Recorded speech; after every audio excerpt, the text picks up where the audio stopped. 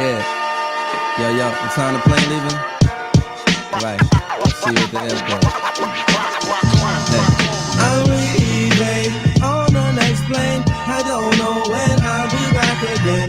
Kiss me and smile for me. Tell me that you wait for me. Hold me like you know I'll never go. Even though you know I will, I'm a traveling man. Moving through places, space and time. Got a lot of things I got to do. But God willing, I'm coming back to you. But baby boo, I'm a traveling man. Moving through places, space and time. Got a lot of things I got to do. But God willing, I'm coming back to you. But baby boo, I'm leaving. We'll go ahead and leave the call heard around the world from the wise of MCs. These cats is paying more than half a pound. I'm going back and snatch it down. I got the skate, but we could probably run them back in town. Scenarios like this is tear jerkers for the modern MC. I eat a blue collar worker, cause this thing called rhyming no different from coal mining. We both on assignment to unearth the diamond. When you start climbing and them eyes start shining, you be had to get some hip hop going this time, bro. Feeling that. Observation, it's confrontation. This is the daily operation. My concentration, stay focused on my recitation. About to reach my destination with no pause or hesitation. Baby, make the preparation, cause this ain't no recreation. This is pro ball, and we letting you know, y'all, at the show, y'all. Doing this for dough, y'all. Get the phone call. Fix the resale. Been a pleasure to know, y'all. I'm leaving on a jet plane.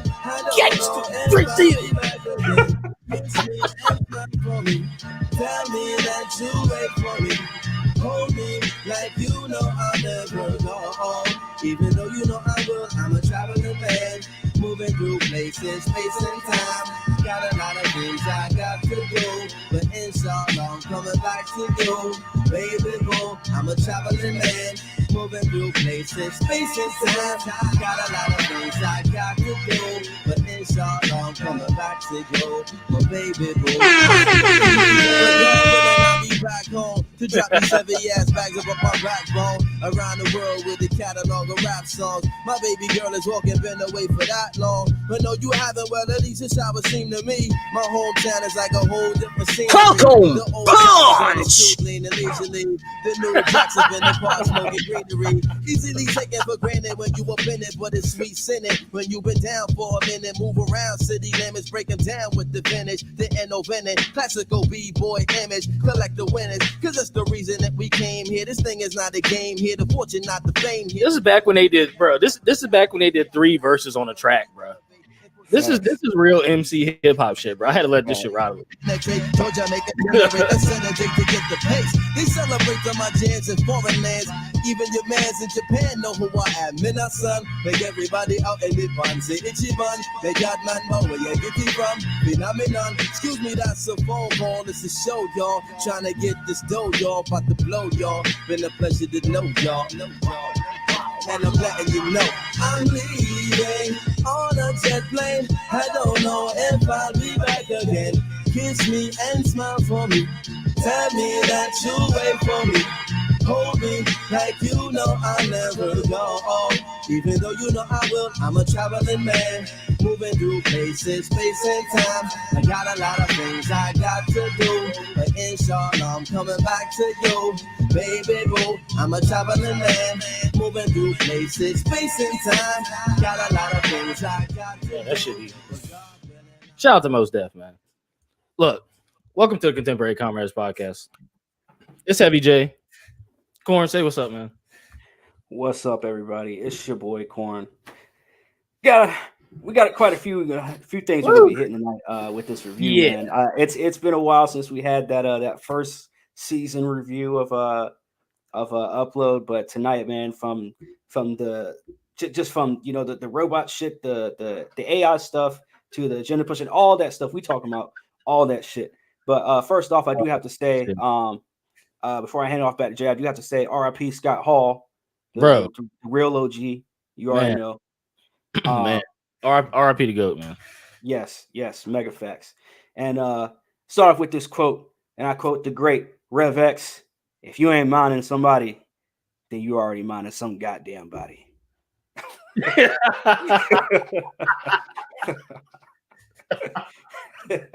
And that's the damn truth right there. If I ever heard it.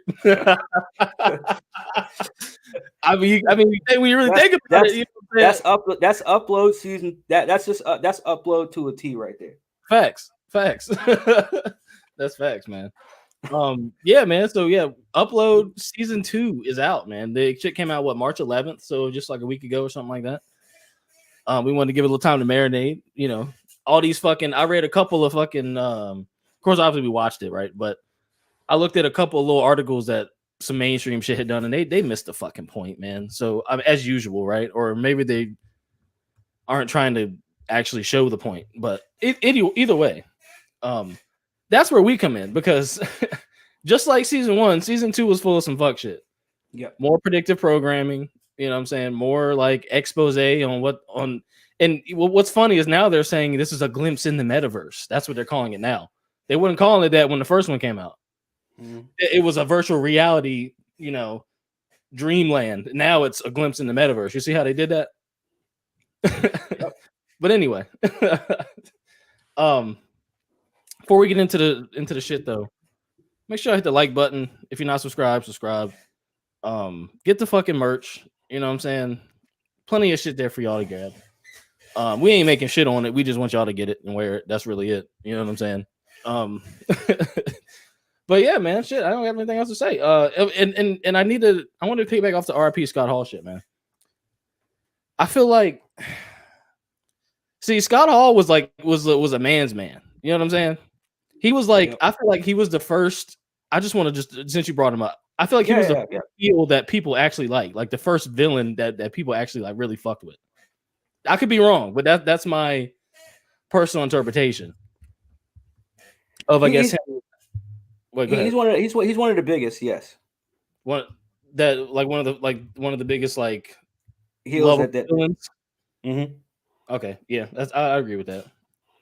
And I take your wrestling critiques and points of views way more seriously than my own. Even though we both grew up watching it together. So whatever the fuck you say, I'm like, oh, yes, sir. You're right. I'm fucking with you. No, I'm messing with you. Pardon me. I'm off the Earth Juice. Shout out to Formo. But pardon. Shout out. But yeah, man. Let's get to let's just dive right in, bro. Well, I want to caveat on top of that though, in terms of being just like an OG and being a man's man, because we're gonna get into that here too. Hopefully we'll have time for that. But I do want to say, like, being a man's man, like that's something that's very lost on. I don't only want to say the generation today, but just people in general today. It's masculinity is being taken away literally by the day, day by day, just being taken away from us. So I mean, look, man, he was one of the last real OGs, one of the last real men's, men of the men. You know what I mean? Yeah. So RP, man. At least as far as, I mean, you could say definitely as far as wrestling goes, but also, I mean, just in society, like, yeah. I mean, just somebody being honest. You know what I mean? Him just being an honest person. You know what I mean? Just not really caring what people think of what he has to, what his opinion is. Exactly. And he didn't let people fuck with him either. That's for damn sure. Yeah. He would just go fuck niggas up if it came to it. So, and he carried that, real life as well as in the ring. So, but hey, man, if anything though, there's lessons to be learned, which is like drugs, alcohol, and roids will fuck your shit up. Oh my god, yeah. That shit will fuck your shit up, man.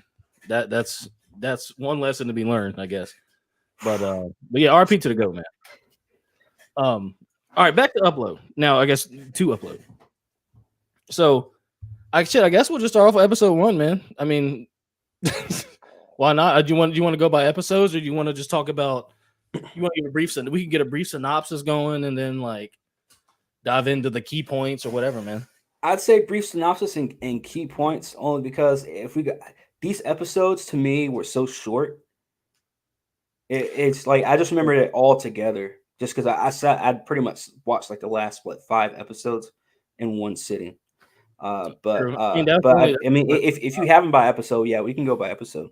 I have notes by episode just because that's how my brain was taking them, because there was some good shit in like pretty much every episode had something, what I'm saying, that was worth like that was some like, they this is something they would do, if they could do this. Like if that were real, they would definitely do that. You know what I'm saying? Like it had some points in it, but okay, yeah. But I mean, I guess we could talk about how it started off, how the shit started off, which was them admitting that they should have tested this shit on pigeons first and not humans. Like the whole re-downloading joint. Yep. This shit literally started off saying, "Oh, I guess we should have started with pigeons." And then they had a discussion later on in that by saying like that, like, yeah, it's like 300 and something pigeons survive out of 700, and they were like, "That's not that good," and they were like, "It's better than humans" or some shit like that. And I'm just like, bruh. And then they went to a cutscene of a pigeon exploding in front of somebody, like, because I don't know if you guys remember from season 1 or if you even watched season 1, but after you upload the consciousness into the cloud, or I guess now they want to call it the metaverse, after you upload the consciousness there, they were trying to make it so you could download back into a physical body. Mm-hmm. And season 1 basically had kind of sort of ended with a guy getting his head exploded because he tried to re-download and it didn't work out too well. So now they've got that kind of mastered, and you can also download into a robot too, which they talk about in the show. So yep. And I thought that scene from the first season, I thought that was more serious than what they made it out to be. And then you kind of see in season 2, they kind of caveat on top of kind of like that theory of you kind of should have paid attention to that readout, because that happened early on in the first season, that download thing where the old man downloaded and his nose started bleeding and he blew up. Oh, was it early on? That was early on in the first season. I remember. Because I think they kind of had to kind of show you that you can't just re-download yourself. They kind of had to establish that early on in the game of the first season. So I think that's why they put that at the beginning.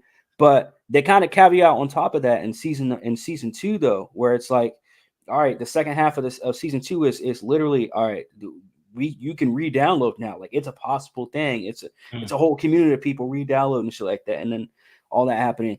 Look, the whole loading up to the consciousness, your consciousness to the cloud. Mm-hmm. Question about that, because in connection to the metaverse, as we like to call it, right? Mm-hmm. Are they saying in the metaverse for us yet? At least just yet, with this whole, the beta version of Meta, right? They are. Well, and I'll say, okay. I'll tell you what it is. It's news articles. Because if you just Google upload season 2, or type in like upload season 2 review or something like that, all you see is a deep dive into the afterlife, a deeper dive into the metaverse, a glimpse into the metaverse, like the other after, it's just all like afterlife, metaverse, like, so like there's like the majority of articles are fucking like talking about this, basically equating this to the metaverse. And these are the mainstream sites, right? Yeah, they're doing this. Wow. Yeah. Yep, absolutely. Jesus Christ. So a little hope in a dark world and shit like that. Like that's the type of shit they're talking about. Yeah. I know we're going to get deeper into the discussion as we progress in this whole in the whole season 2, but I kind of want you viewers or listeners to think about this as we're talking about this stuff. If you watch season 2, is that something that you would want? What's that? The experience in season 2 of if they're saying this is a deeper look into the metaverse, is this something that you would want after watching season 2? Like who would want? What makes someone? I mean, yeah, there's certain things. Obviously, there's certain elements of what you would like, but at the same time, I mean, they even say it kind of blatantly throughout the season, like literally in certain dialogues of why would you want to pay just to live all over again in the afterlife when you already have to pay? Why do you? And then if you go to it was one of the last episodes where I think it was the niece. I think she said, "Why would you want to pay to exist?" And to me, that was one of the things where I was just like, "Oh man, I always thought about that, but it's just like I needed the word. She put the words right together. Like whoever wrote that line out, I believe it was Greg Daniels who actually wrote that line. Yeah. Why would Yeah. you want to pay to exist? So I Right. look, man, this, oh my God, dude, it's a nightmare, man. What'd you say? It's a nightmare. It is a nightmare. Literally. I just found the fucking soundboard. I was trying to. Hell no. I'm dead. If I want that, that's my answer. Hell no.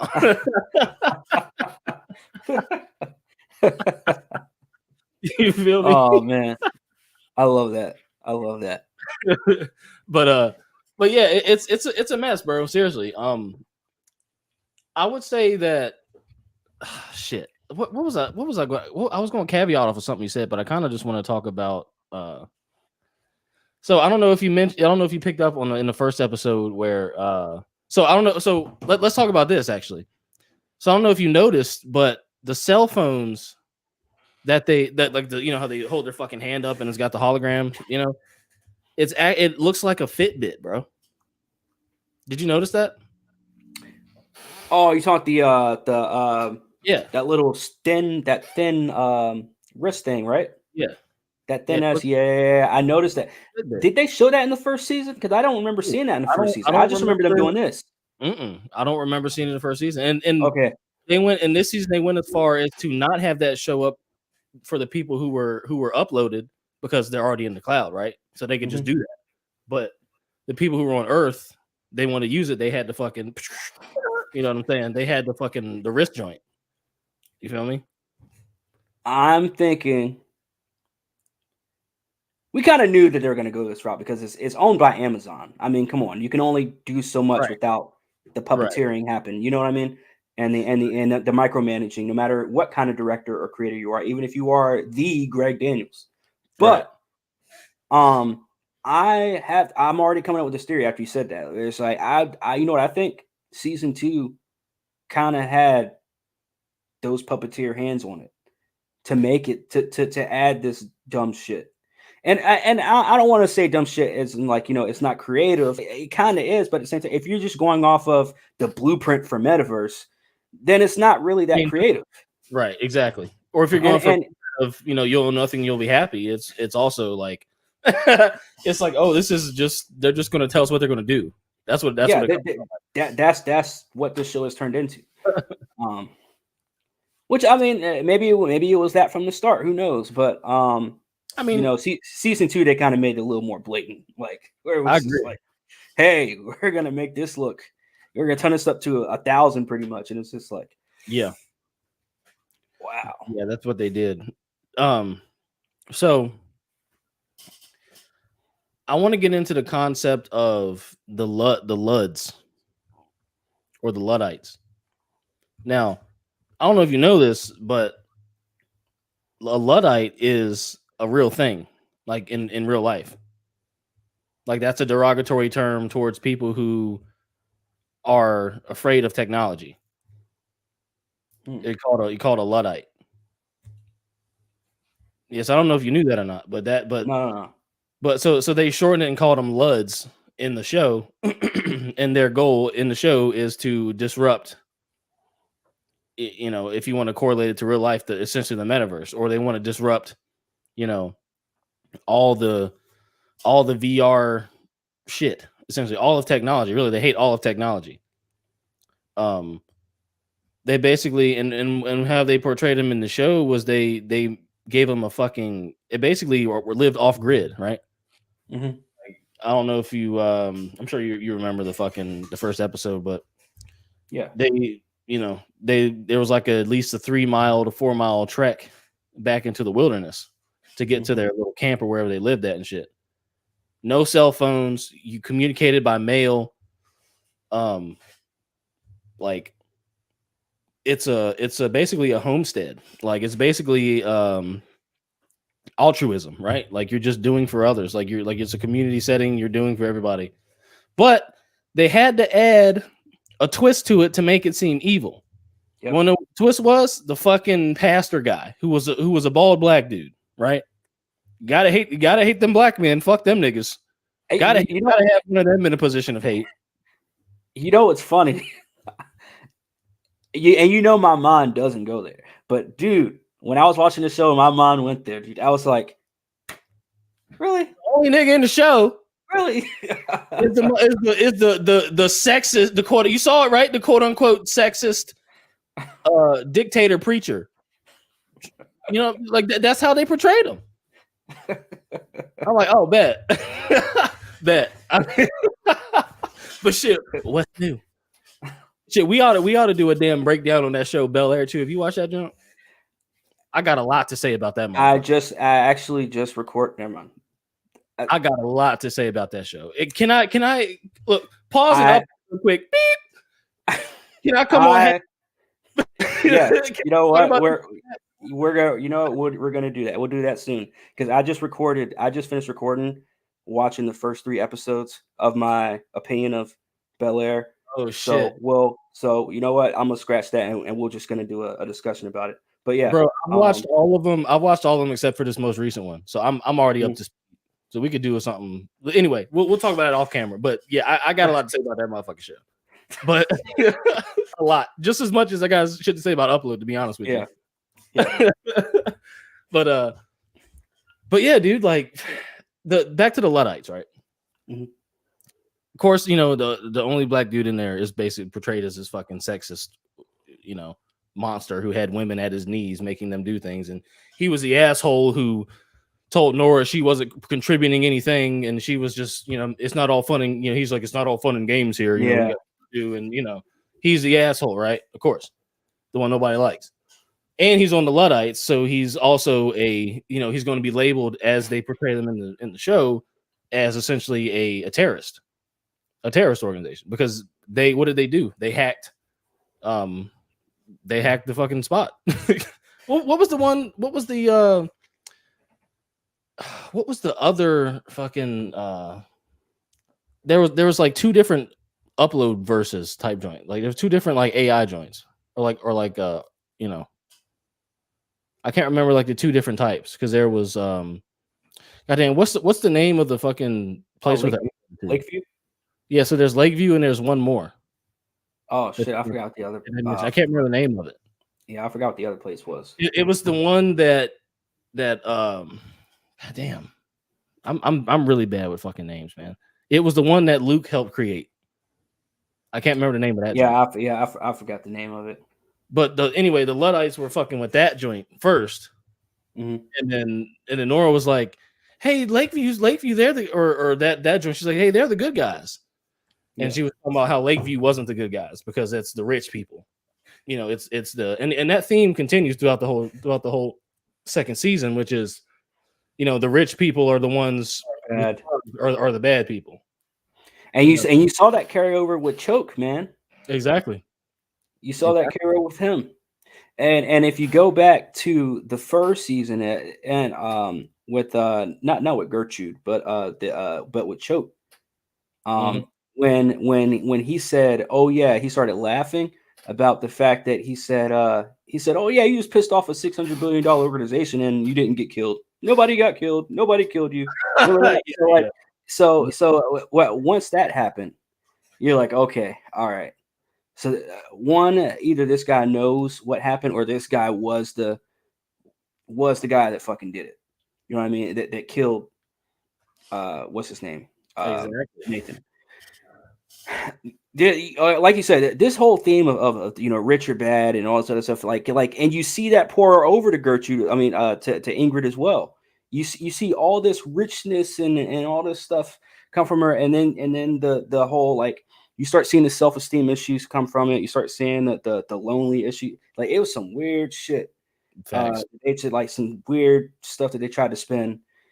I don't know what, but I'm sure we're gonna get into the whole Ingrid situation as well. Yeah. Fucking Ingrid is oh God. Should we even get into that right now? I don't think we should get into that right now. So yeah, aside from the Luddites, one Easter egg that they put in the first episode that I think that nobody picked up on there's a guy who got killed in a smart elevator. I just want y'all to remember that. Smart elevators can apparently blow your ass the fuck up. 2, they had a scene at the Luddite camp or the Ludds camp where Nora had said that she was like, "Oh, are those like how did you get those greens?" Because he had a basket full of fruit and vegetables or full of vegetables, right? And he was like, "Oh, these are heirloom seeds. We got these before the monopoly." And she was like, and Nora was like, I tried to grow some Monsanto seeds in a window pot, but they wouldn't grow because I didn't have the code. So basically what they alluded to is that, which is already the case, because all of the food, all of the seeds, well, not all, but the majority of the seeds in America are patented. I don't know if anybody knows that.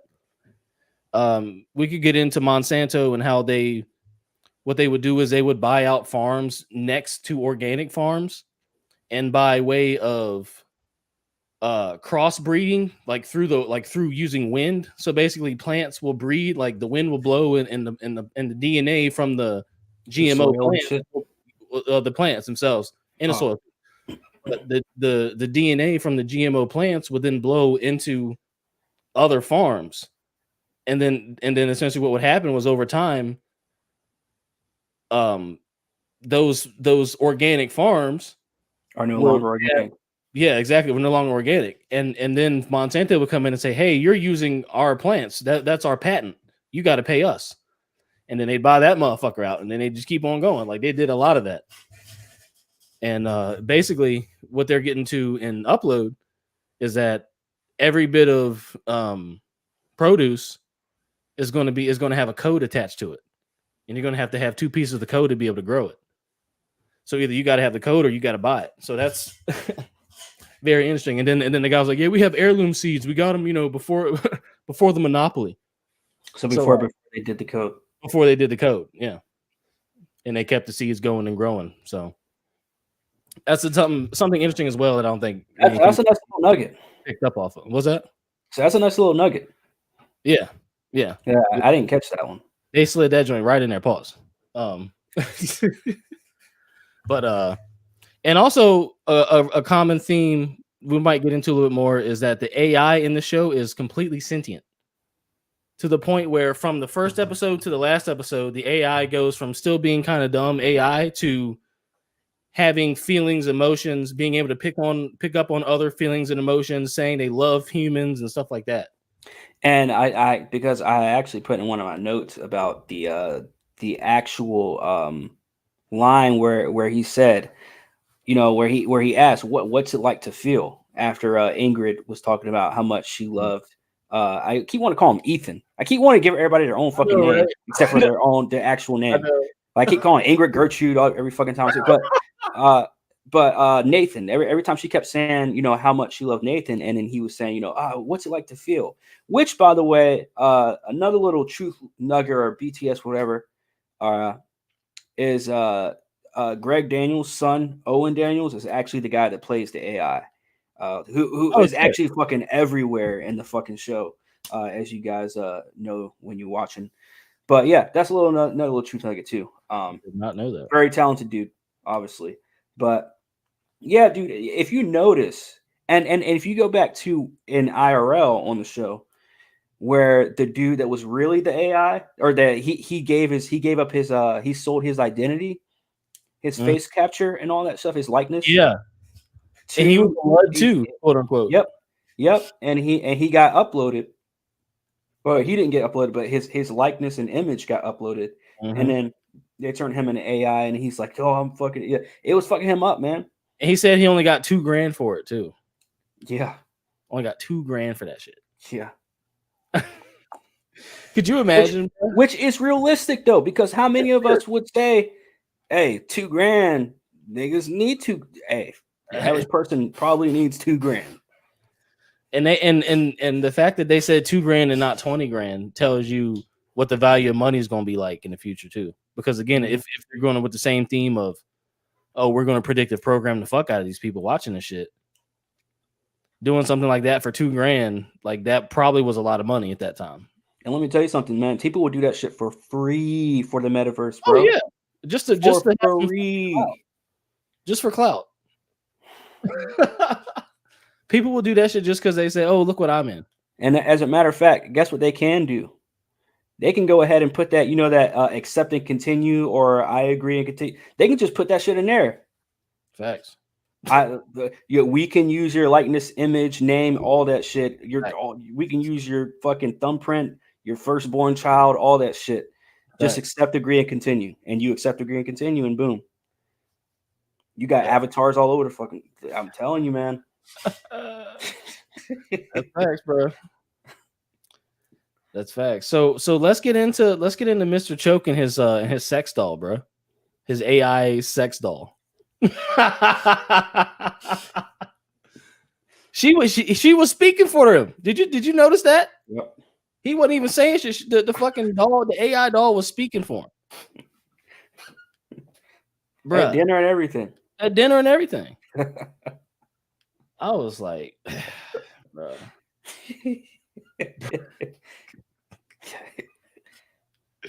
I don't know what you heard about me. I mean, hey, if he's uploaded, fuck it. You feel me? If you're already dead, what else you got? I mean, if you uploaded, like, I'm dead. But all right, so answer me this. All right, answer me this. If you were uploaded, would you go ahead and get you a fucking AI doll, bro? If you were already uploaded dead and in the fucking AI shit, you lived in AI. It'd have to at least be. I don't know, man. That would feel weird to me because you don't know what's behind it. You don't know if that's like, I don't know. That would feel weird to me, man. Like if you had like no wife, no kid, like nothing behind, it was literally just you. But I'm saying, but I wouldn't know what's behind it though. Like, would I know for sure it's AI? Would I know? Could it be some random dude behind a computer? You know what I mean? It's just, I don't know if I'll do that, man. But like apparently at Lakeview, you feel like you can feel things, so like you'd be able to feel it, and like it would feel like a woman. Like that's the crazy part about it. Like, I don't know how you have sex. I guess you would just like fake that too. I don't know, but you got to think too. Somebody's behind a computer screen, fucking watching you the whole time. That's what I'm saying. You know, like I don't know. I don't necessarily know if I could really do that, man. Right. You know, I don't know. Upload in general, it had the first cross the hurdle of would you even upload in general? Would you even upload? Yeah. Which we will revisit that question later on because we visited that the last time we talked about the show, but we're gonna do it again. Yeah, we did. Oh my gosh, bro! This show, man, I'm telling you, man. What would you give it? Let's take a break from the what do you call it? I guess the hidden meanings. Let's get into just like how it is as a show a little bit. Mm-hmm. Like how do you feel about the acting? How do you feel about the plot line? How do you feel about like, you know, how like the love triangle between Nora and fucking Ingrid and fucking Luke? That's his name, right? Luke. I think. Yeah. No, Nathan. Shit, Nathan. I'm tripping. Nathan. Yeah, between them two and Nathan. Like how do you like what do you think about that sort of shit? Because you're I mean you got Hap, right? Like you're a media critic. So I want to get your opinion, how you felt about that. As a show, it's good as a show. Again, first season was better. I agree. But the second season to me was, it felt right for it to be. I don't know, because I don't even know if they're even getting a third season. They haven't announced that they're getting a third season yet. At least I don't know. I haven't seen them announce it yet. But with only 7 episodes, I felt like they still could have done more. 7 30-minute episodes. Yeah, 7 30-minute episodes too. And it's just like, but yeah, I mean, I'd say it's a good show. Now, in terms of the whole love triangle thing, I I've never been a fan of romances on screen. So it's just like now, Really? obviously some of them, but like in shows like this, it's just like, dude, it's such an easy. I've never been like somebody that's so focused on people just continuing to fuck up in situations like that, and me still being interested in, I know, I feel in you on that. Gertrude. I'm Yeah, just I like, feel you dude, on you need to get like you got to kick this bitch to the side, bro. You mean Ingrid? Like, yeah, Ingrid. Sorry, no, I'm like, bro, I'm like, you got to kick this bitch to the side, man. Right. Like Nora is the easiest, which I want to say that last episode where he kicked that bitch to the side, where he was like, hey, because I thought he was gonna stop and be like, oh, you saved me. I'm like, look, bro, she's the reason why you in all this shit, but Thanks. you know, cut your losses, go with Nora, and look, Thanks. I gotta say, man, I mean, it's still a good show, but I do feel like Greg Daniels kind of had his hands tied behind his back, like Ingrid did, when it came to trying to get his own message and maybe kind of give a little more subtle hints in the show rather than like, this is the metaverse, just bringing on this whole metaverse thing now, or a metaverse mantra to season 2. Yeah, I agree with that. I felt like overall it's a good show. That some in some parts some of the acting is but like some of the random characters are actually pretty good. Yeah, Owen Daniels, he did great as the AI guy, man. Like, dude, did you see that series? All right, I know we're gonna get into Ingrid here in a bit. I even have Gertrude in my fucking notes, but which is crazy, dude. But Gertrude. But Ingrid, like, can we talk about how weird that AI looked as Ingrid's kid? Baby. Like not just at the baby, but as remember like the toddler, and then when it was like 12 and it was like a preteen and all that. I was like, bro, like the CGI they did in this show was just weird. Yeah, it was weird. Yeah. And if you don't know what that was about, essentially Ingrid was trying to get fucking, I keep wanting to say Luke, but it's not Luke. Luke is the fucking the friend guy. But I want to bring Luke up too. Yeah. Oh yeah. Luke is, especially when it came to Mind Fristing and Dream Hub, which we're gonna talk about. I want to go into that in depth, bro. The fucking the mind frisking, bro. Oh shit, bro. As soon as it said mind frisking, I was like, what? He said you call it mind frisk. I was like, bro, mind frisk. But oh shit.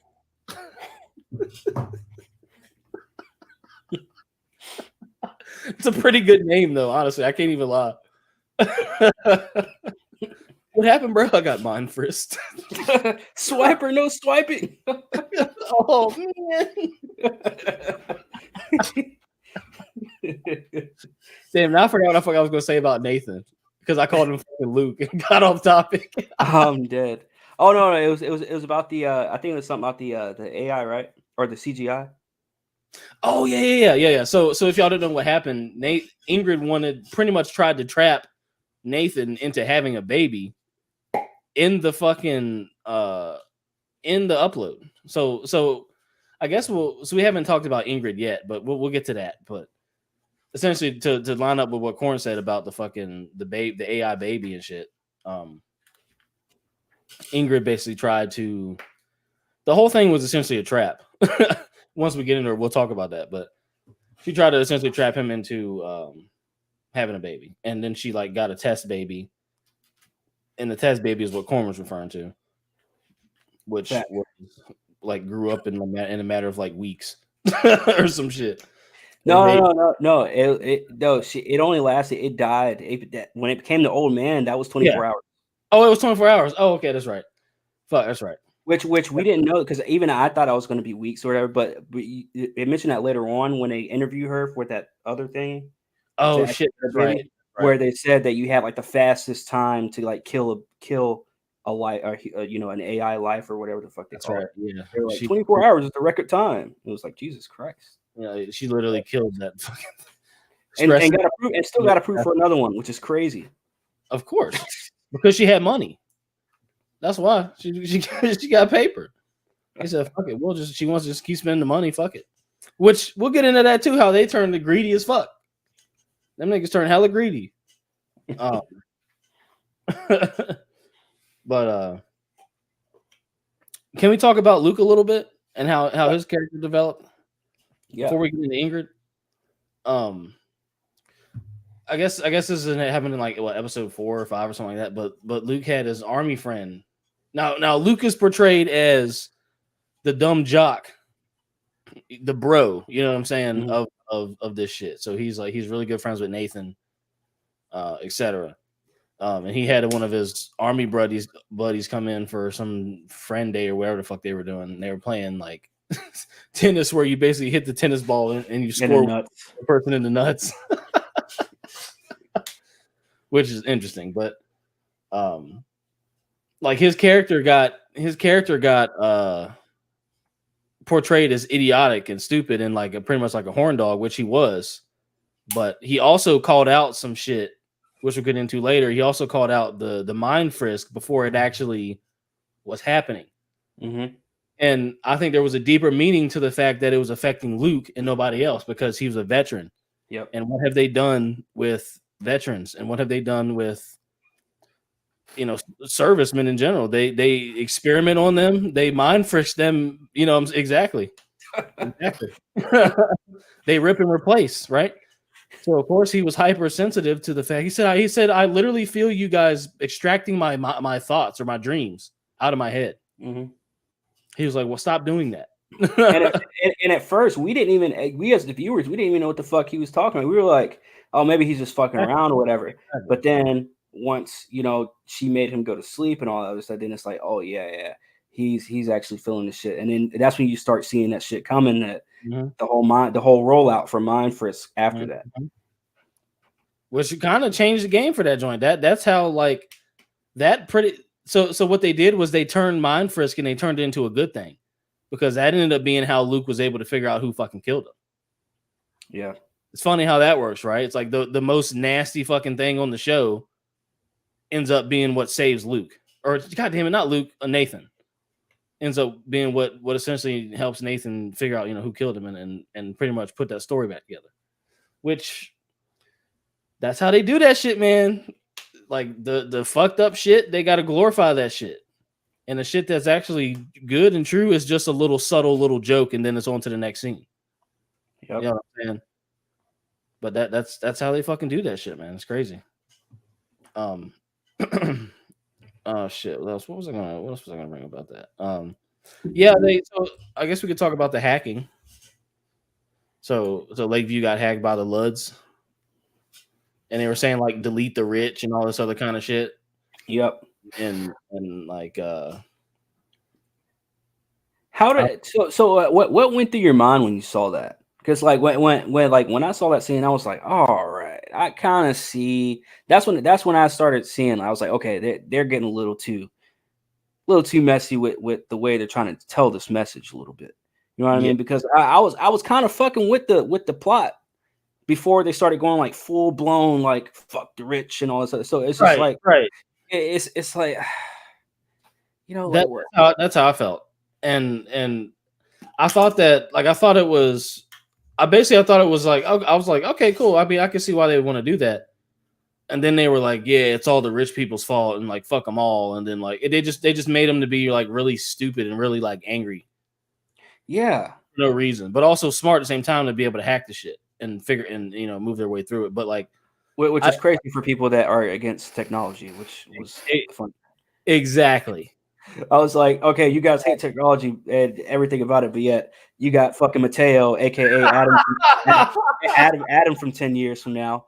Dude look just like Adam. Yeah, you got the dude that already got his own fucking hand Fitbit joint up there. Like, yeah, I represent this whole community that is against technology, but I'm wearing cell phones here and blah. Yeah, but he's doing this whole fucking thing, and I'm just like, yeah, I'm just like, all right, man. Like, how serious are you? Yeah, that's actually funny that you mentioned that. I shouldn't even think about that, but yeah, you're totally fucking right. And then on top of that, they made him to be like some fucking like piece of shit. I don't even want to talk bad about Occupy Wall Street, but they made him to be like some damn because I don't know if you saw. I don't know if you remember. I guess it was ago. Huh? You talking about how they made Mateo? Well, just all the Luds in general. How they made they pretty much by one statement, delete the rich, made them into complete. They made them into a complete joke of an organization. Yeah, but just by them saying delete the rich, because I don't know if you remember, but in real life, one of the state representatives, Alexandria Ocasio-Cortez, wore a fucking dress to some place that said tax the rich, and it's like, which is really a pseudo thing for tax the middle class, because the people that they're actually wanting to tax are people who make $4 million or less. That's the fucking middle class of America. $4 million or less is not, you're not rich. I'm sorry. That's just the level of comfort we have in a first world country relative to the poverty line. So you can feel rich as shit with $100K, but in reality, you're still fucking poor. That's just how dominant of a fucking country this is. That's just how much of a first world comfort bubble we live in.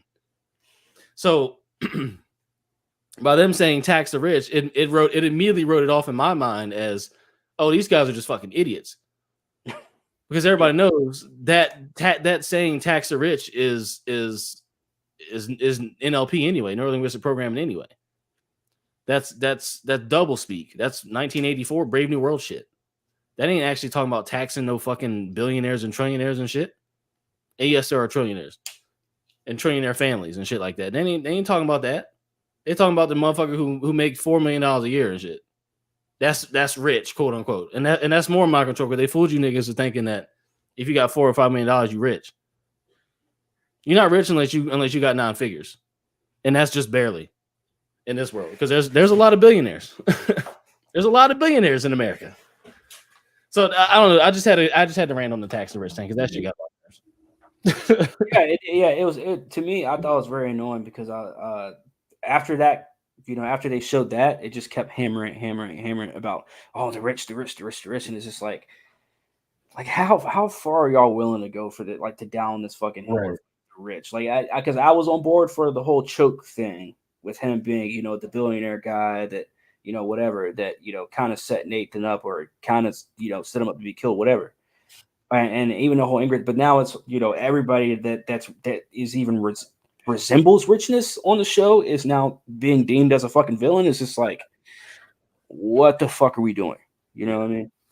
But I will say on the show, I guess they did portray old Choke as like the evil rich fucker, which I guess technically he was, because he technically killed Luke, which was a competition for Lakeview. You know what I'm saying? So the dinner scene, can we talk about that dinner scene real quick? I mean, I know we can't talk about super duper specifics about what he was talking about. I mean, we can, but if you talk about where that whole conversation of, how come, we can eat, what are you saying? You can eat peacock, you can eat penguin. And shit yeah, dude. I forgot. Holy shit. And then it was that subtle line of that short Asian chick. I forget what her name was, but she was like, she asked him about eating kids, right? Like eating babies or whatever. And then he was, what? God damn it! What was I forgot what he said. What did he say? But of course, it was another line where it was just like it went by super fast and it was like on to the next. Mm-hmm. But he said something super. I forgot what it was. He was like, he said, like, I don't eat children. I mean, I could see why somebody would eat them, but yeah, something like that. Yeah, where he did, like he denied it, but he didn't rule it out. You know what I mean? He was like, I could see why somebody would eat a child, but I wouldn't eat a child. Like I was like, the fuck? Yes, and because all right. So to the viewers, real quick, I just want to give you guys a quick background on like my mind when hitting this scene right here, because Heavy J had texted me. And he was like, just let you know, there's a couple things. There's I'm only in episode. I think you said you were only in episode 2 or 3. Mm-hmm. And I was already on episode 2. And you was like, dude, I'm on episode 3, and I've already caught a few things that is gonna be like, what the fuck? Yeah. And so as soon as he texted me that, I hit that dinner scene, and I was just like, I think I just got one. And dude, I'm telling you guys, man, like just hearing And like we just said, man, like just the fact that they hit even on that subject with the richest guy on the show, Choate, with him making that comment of, like, hey, yeah, I don't see why, hey, I wouldn't do it, but I don't see why other people, you know what I mean? Like, it's just like, I'm like, all right, man. I'm like, okay, I see. I caught that. Yeah. That was one of those moments where I was like, all right. So at least they're still somewhat aware. You know what I mean? Yeah. On the show. Yeah. I mean, don't call out shit like that because that's tinfoil hat now. That's yeah. They're trying to bring that forth so that they can demonize it before it actually gets out. You know what I'm saying? Yeah. Which is weird with that shit, but yeah. I mean, let's put it this way: if you know, you know. If you know, you know about what goes on with them kids and them people. But we're gonna stay out of that. But listen to but the reason why I brought that up is because listen to the context of what they're talking about throughout that dinner scene. Though they're talking about all the stuff that rich people eat that people ain't eating. People don't eating like, yeah, I guess your average person does have access to crocodile, but how many people do you know out here just eating crocodile on a Thursday night? Yeah. Not many people. You know what I mean? The club can only go up too much on a Tuesday night. But to me, watching that dinner scene, I'm like, all right, they're hitting on all the different things that rich people are doing in terms of their etiquette and stuff like. And I'm like, again, at that point in time, I was like, all right, I kind of see what they're doing. But then as you see what the narrative is being spun into as the season goes on, you're like, all right, I get it. Yeah, pretty much. Pretty much. Oh, damn. My bad. There's some springs on my mic stand, and I was hitting one playing some music for y'all. Hope y'all liked it. Jaren, I meant to ask you, what about that little, all right, so remember I forget the sidekick's name of the Luds, the old fat dude. But the dude that had that weird sex robot. Bro, I actually had that in my fucking notes, bro. The one rolling on the floor, little fucking like a little vacuum. Yes. Like what the fuck? It was so yeah, and then we gotta tell you the best part. So it was, so I don't know if people know those Roomba vacuums, which basically it's a robot. You can name it and it goes and vacuums your house on its own, right? It already exists in real life. Well, this one in the show actually was AI powered, first off. Second off, it was wearing a thong. So the guy had put a thong on it. And it was while Nora and her like Lud boyfriend or Lud, love interest, if you will, were talking about the plan to fucking to basically hack Lakeview. When they were talking about that plan, the fucking robot comes up and like starts humping his foot. and then he was like, and then the guy, I can't remember what the fuck he called it. He was like, stop. And he was like, I can't help it. He's a real man. And then like kept humping his shit. And I was just like, bruh. Like what the fuck? Oh my god. Almost like it was a fucking like dog humping. But it was a robot vacuum cleaner. That was AI empowered. Essentially, it had AI. Very weird, but yeah, I actually had that. I had that in my shit too, bro. and yeah, that's gonna be one of those things. It's gonna be. I mean, we're already seeing sex robots being normalized, so I mean that's one thing. But yep, that's something. This is something that's on like a whole different like level, which is I think is gonna start coming with dudes that not just dudes, obviously it'd be chicks too, but with just people in general that just aren't happy with themselves, which we're gonna get to with Ingrid. Like she's not happy being alone, and we're gonna see that. But yeah. Fucking Ingrid. Actually, we could get into Ingrid now. Let's get into Ingrid, man. Get into Ingrid, bro. So we're coming off of the end of season 1, where I didn't catch it. at least I'm thinking at the end of going into season 2 that she had killed herself and uploaded her and got uploaded into Lakeview. Right. But then I find I'm just gonna say but we find out at the beginning of season 2 that she didn't do that. Mm-mm. She's just chilling in the fucking that nasty ass fucking suit with all the rubber dicks on it. So that's what she's doing. Yeah. 24/7 is chilling in that thing, and you start seeing like the physical effects of her too. But anyways, what we really need to get to is like a deeper issues, which is the reason why she's doing all this shit, the reason why she's getting to the suit, the reason why she's getting into this fantasy world, into Upload with a dude that clearly does not love her, barely even likes her, barely even tolerates her. And she's doing all this to be with him instead of living in the real world. Yeah. Because I think the two most relatable characters, at least to to society, would probably be Ingrid and Luke. I would agree. As far two most relatable, I would agree. And I would say Nathan was relatable at times because I would what the hell happened? My bad. I did something with the damn. I had something happened with my screen. Apologies for that. But damn, my shit got fucked up. But I would say Nathan is slightly as well. Not only, and I only say that because of I guess some of his personality traits. But as far as most relatable, I would say definitely Ingrid and Luke. Ingrid is basically just name a high school girl, essentially. And that's Ingrid. Name a girl in high school who fell super hard for somebody. That's Ingrid. And Luke, name any young serviceman with PTSD. And that's Luke. Who name any bro, what I'm saying, college bro with PTSD, and that's Luke.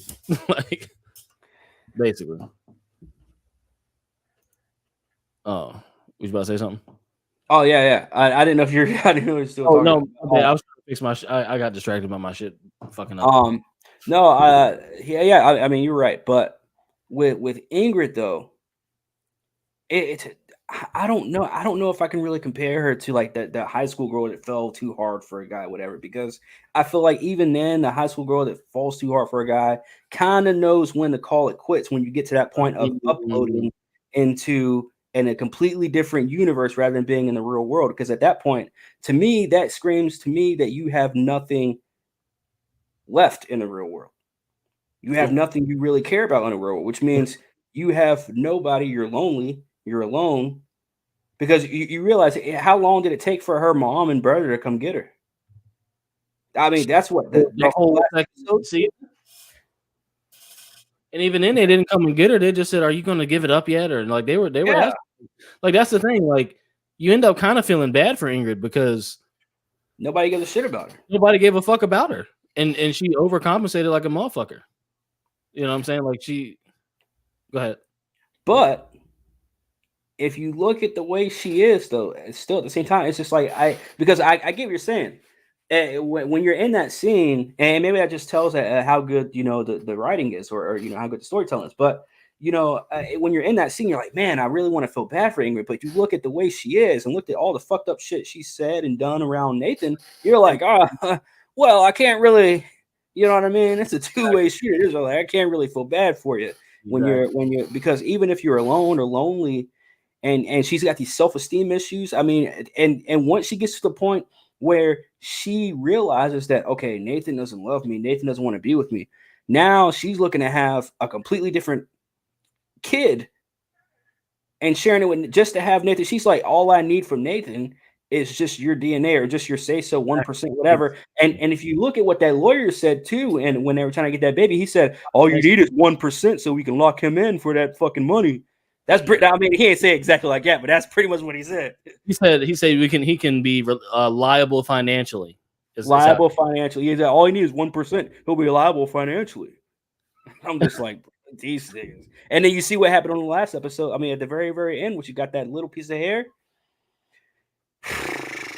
and started doing that regeneration shit, and then he started bleeding, bruh. And now I'm kind of curious because I do want to go and read some of these articles that you're talking about with this show because at least with season 2 with the metaverse shit because I'm pretty sure they probably missed one of the major things with Ingrid is that this is not someone that people should be looking to and saying, oh, this is something that we should be wanting to do, which is uploading ourselves while we're still living into the real world. Like that's a whole nother issue too. Like I mean, on top of the self-esteem issues with herself, being lonely, feeling like you have nobody, then going to a certain extent where you don't even want to have a kid in the real world. You want to have a kid virtually, which I mean, I guess at the same time, I guess yeah, it's better off having one in the virtual world than a real one if you're not prepared for that. But she's a whole fucking shit show, bro. She's an entire fucking shit show. And to me, this doesn't reflect. And I think this is where you and I kind of have our differences with Ingrid is that to me, this doesn't necessarily reflect a high school chick. This just reflects a chick in general to me. That it's just like they just go so bizarre and beyond comprehension of who they are as a person that they just cling on to whoever gives them attention. And at this point, where she sees that Nathan and no one's giving her attention, you saw where the AI person, the old AI dude, he was the only nigga to give her a hug on the whole show. Like that's how he got his feelings. She basically transferred her feelings over to this nigga. Facts. And remember what the intern of the black chick said. We can get to her character too if you want. Remember what she said? She hugged him when after Ingrid went off on him and said it was basically making fun of him. She said, "You'll be more human than she is any day," or some shit like that, or in no time, or some shit like that, or you'll be fully human before she ever is, or some shit. Yeah. And sure fucking enough, if not right after that chick said that shit, did that motherfucker start becoming sentient? As soon as she gave him that hug, as soon as that intern gave that AI joint that hug, that was it, bro.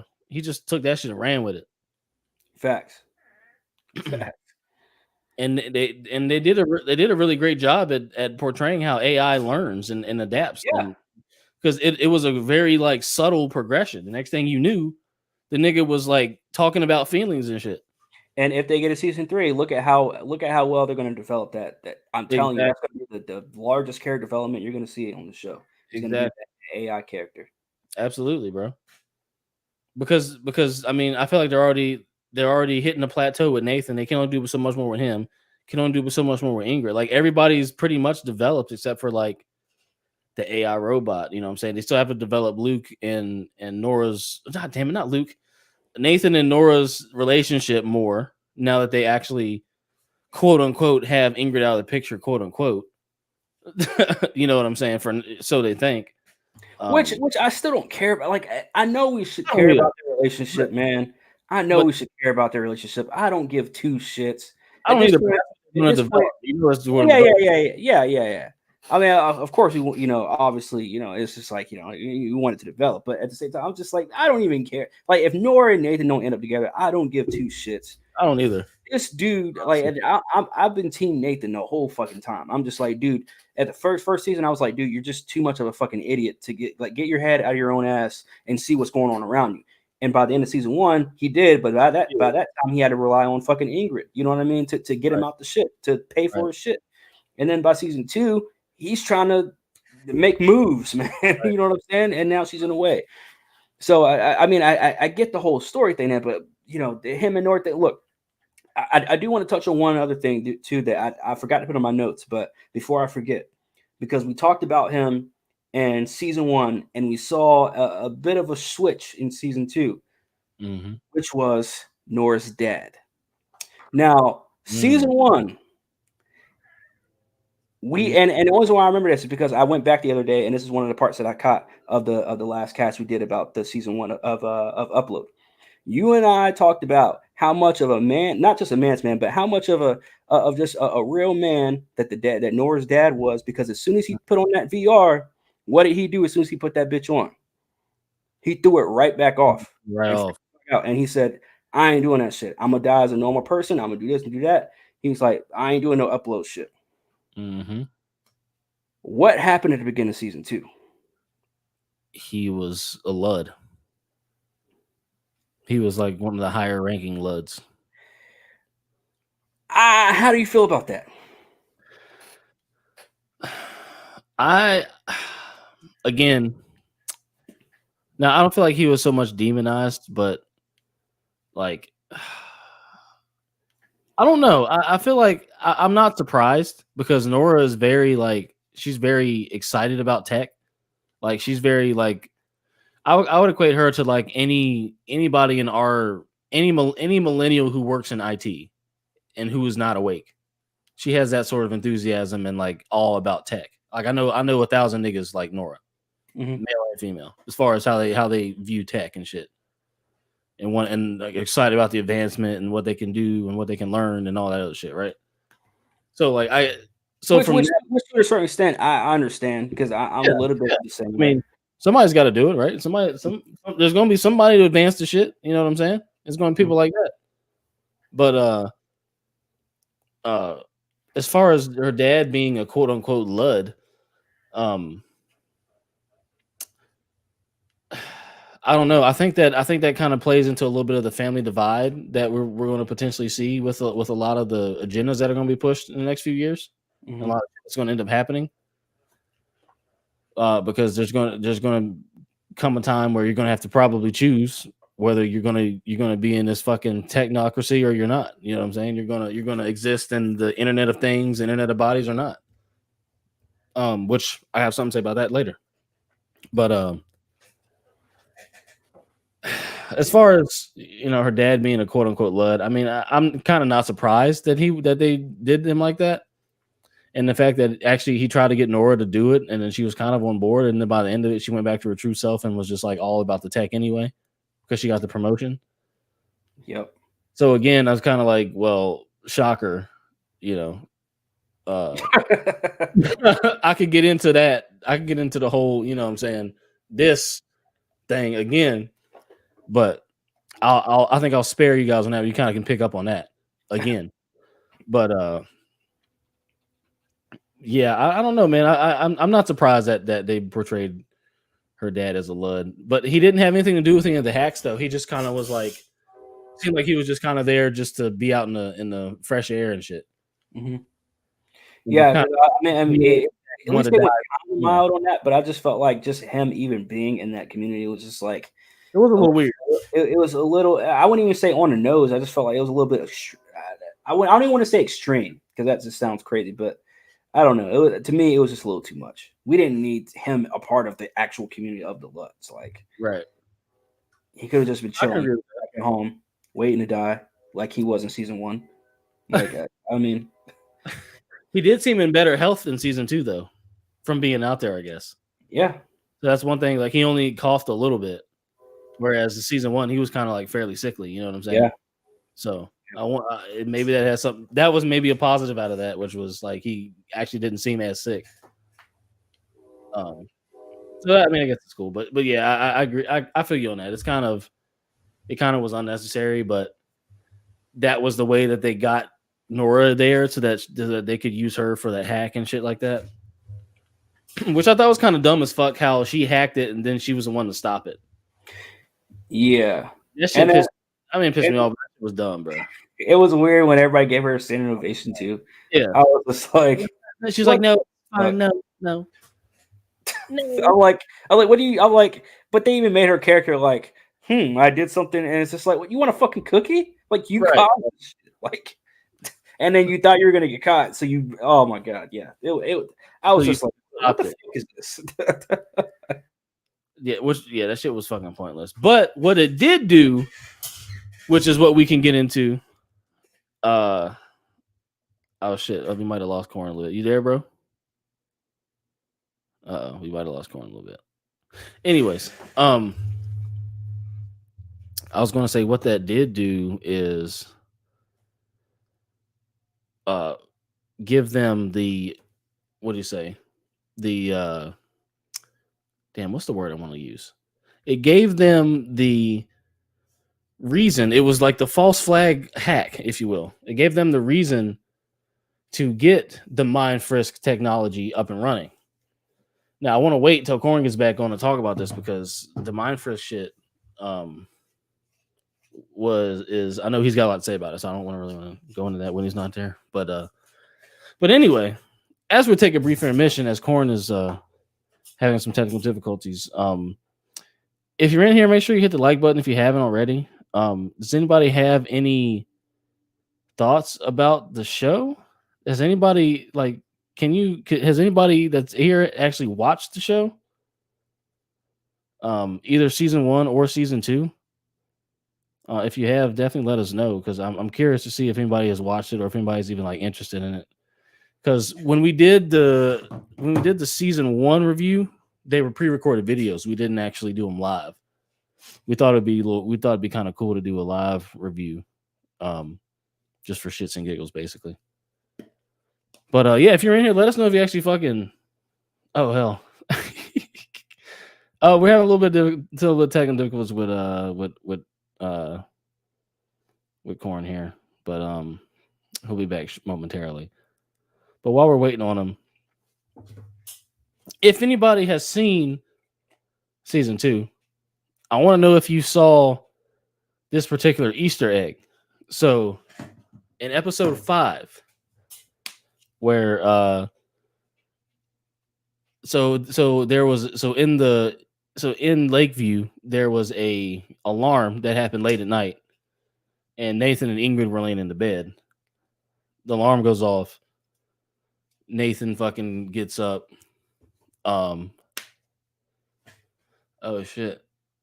Shout out to the Rabbit's content, bro. He said, "What's good, Heavy J? What's good with you, bro? I'm still bumping Mick Jenkins to this day. Would have never found it without you." Oh shit, man. Yeah, bro. Mick Jenkins is fire, dog. He's definitely top. I don't want to say top 10 or top 5. I hate that kind of shit sometimes, but he's up there as far as like, MCs of this genre, this era, man. He's definitely up there and underrated as fuck. But yeah, bro. Mick Jenkins is dope. He said, "Just tuning in, sadly, so I'm lost on topic." We're talking about the show Upload on Amazon Prime, bro. We're doing a bit of a review. We're kind of getting towards like later episodes, like 5, 6, and 7 right now. But yeah, I mean, it really doesn't matter. If you haven't seen the show, you wouldn't really know anyway. To be fair, and there are spoilers, so if you plan on watching it, just it's spoilers. So what can we say? And also, Corn is here. He just his internet's fucking restarting on him, so he'll be back momentarily. But shout out to Rabbit's content. But yeah, the Easter egg I was talking about. So there was an alarm that went off or whatever. Ingrid doesn't wake up, right? Nathan wakes up. He's like, oh, what's going on? Shaking Ingrid. She doesn't wake up, right? Because she's not actually dead. She told Nathan she fucking uploaded. She's not actually dead. We'll get into that when we get into Ingrid more. But not actually dead. She fucking is sitting at home, and as she is sitting at home off of the fucking Lakeview, off of the VR shit, you can see she's gained some weight. She's pale. She's got pimples. Like, she looks like physically like distraught and fucked up and shit. Oh yeah, you're talking about Ingrid, right? Yeah. And on the TV, she's watching something called Botox Babies. So I don't know if you remember seeing that, Corn, but it's on episode 5 where she was sitting on the couch eating that it looked like it was like white chunky, it looked like chunky ice cream. Like, I don't know what the fuck it was. But yeah, because I remember that one because that's what they mentioned in season 1. They mentioned the Botox babies. Remember they mentioned that in season 1? Oh, that's right. They sure as fuck did. Well, she was sitting there watching. They brought it up again. Yeah, and then they showed it on the TV this time. Yeah. Yep. Showed it on TV this time. It's horrible, by the way. Yeah, you see where Netflix is actually starting to catch shit about that those little cuties joint now. Finally. Oh, really? Yeah, yeah. Oh, finally. It only took 3 years? 3 years, some shit. Yeah. Like, what the fuck? Well, now, that stuff was cool. Now that's not cool no more. As shitty as that is to say, I mean, fuck. But I was before your internet went down. We were going to go into the Mind Frisk stuff Yes, in Dream Hub, right? and Dream Hub, Yeah. Mind Frisk, all that shit, man. So, and I was saying that basically the catalyst for that was that shitty quote unquote hack. And they literally had a meeting with everybody in Lakeview, everybody who worked for Lakeview, and they said, yeah, the government said we can lower our privacy standards. Yay, everybody clap for lowering our privacy standards, and everybody fucking claps. And I'm like, wow. And they said, so we're announcing Mind Frisk and what was it, Dream Hub? Mm-hmm. Yeah, we're allowing Mind Frisk and Dream Hub, which is basically like, which is Reading hell them. ironic because you've got Pornhub basically in Mind Frisk, which is basically a spying program, right? So, as we talked about, Luke said that they were stealing his dreams, right? And later on, basically, what this Mind Frisk shit is searchable access to every single upload's thoughts in real time. And what they do with that is every single thought that they deem inappropriate gets uploaded, or if it's sexual, it gets uploaded to Dream Hub. And what Dream Hub is where Luke's dreams were going about his fucking angel, which was the skinny black chick. I can't remember her name. Oh shit, Leash or something like that, right? Alicia. Yeah, Alicia or some shit. Leashy or some shit. I don't know. Yeah. So so Luke's dreams were so, I guess, spicy, quote unquote, and he was dreaming about her. So she ended up on Dream Hub. And she finds out because she's walking around an alleyway, and some guy's like, "Hey, thank you for your service," and she's like, "What are you talking about?" With that fucking attitude shit, and because everybody got to be a goddamn stereotype. Facts. And then he's like, "Here, you're on Dream Hub," and then he shows her and shit, and she's like, what the fuck?" What I'm saying? Goes off and yada yada yada. But yeah, your shit can go to Dream Hub, or it will go basically in the database to be searched, and in anything that's deemed worrisome or whatever, or inappropriate or whatever, it'll be flagged, and will, I guess, give the attention to whoever the operator is, and they'll review it for either hate speech. What did it say? Hate speech. They said sexism. They said a whole bunch of dumb shit, like shit that they try to ban niggas off the internet for right now. Yeah, it was like everything that they stupidly try and ban niggas off the internet for right now is what basically your thoughts would have gotten flagged for. And now keep in mind, they're flagging thoughts. This is stuff that hasn't been spoken into existence yet. Yeah, let's keep that in mind. Or put into action. Or put into action. These are thoughts. And let me tell you guys something. What did comrades tell you 3 fucking years ago they were gonna? What did we tell y'all niggas? Once they start coming out into the open with technology about reading of the mind, it's over with.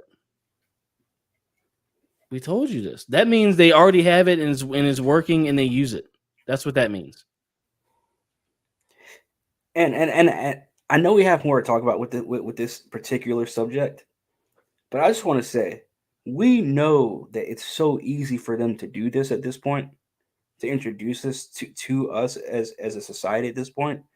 Yeah, just based off the fact of what we covered a couple years ago, which is that device where if you're looking at your phone too much when you're walking, it'll beep. Yeah, bro. Like I mean, just the fact that stuff like that exists. Well, shit, yeah. And remember the article we did about the camera? That what you're talking about? I don't think it did. Would that joint beep? Was it a beep or was it a camera? One of those two. It was a. So it had a front facing camera, so you could walk. So you could basically walk and look at your phone and not have to look up at all. Just fucking yeah. Because it had like a helmet and it had the camera on it, and it was watching for people. Just like dumb shit, bro. Just dumb shit. Instead of just moving your head literally 6 inches this way. So the fact that they do stuff like that, like that, it would not surprise me once they start introducing technology of I would like to believe that it's not as accurate as we may think. But again, we don't know how far technology really is at this point in 2022. You know what I mean? Like we really don't fully know. That's a fact. You know what I mean? Yeah. So they could be so as far as time travel at this point. Like we don't know. But Hey, reading of the mind. hey, we could have been in the time travel, bro. Now, you already know, like y'all should already know our answers when it comes to the reading of the mind, whether we would do it or not. So I'm not going to ask a question like that. But geez, Louise, man, can you at least imagine my thoughts being read? Fuck no, bro. Oh my god, dude! Don't nobody want to be in my brain. Dude, I don't think anybody wants to be in anybody's fucking brain, dude. Facts. Like, bro, that's geez, some shit, man. That's some fucking shit. I'm telling you, man, you go through people's brain, dude. Ain't no one is safe at that point. No, because no one thinks all good thoughts. So it's just like, what is the point of that? You know, once you get to that point of reading of the mind, like, what's the solution here? Like, what are we trying to do? You know what I mean? Right. And the crazy part is, like, they've programmed people to think these certain ways and to have these negative thoughts and all this other shit, right? And then now you're going to get demonized for it. Like, that's how they okey doke us. That's how they okey doke people and shit like that. It's like, yeah, you're good. Like, if you're completely zombie, if you're 100% zombie sheep, this way you dumbass type shit. Like, if you're completely dead, you're gonna, you know what I'm saying? You're pretty much gonna be through either circumstance or media or NLP or whatever. You're gonna be taught to think a certain way, and then when you think that certain way, it's okay 5 years ago, but it's not okay now. And not only is it not okay now, we're gonna like infiltrate your thoughts and make sure you don't think that. That's true. Like they've created their own problem that they're trying to solve, which is what they do anyway. Problem, reaction, solution. They do it in every aspect of reality that they want to create. But what you about to say? Tinfoil hat moment.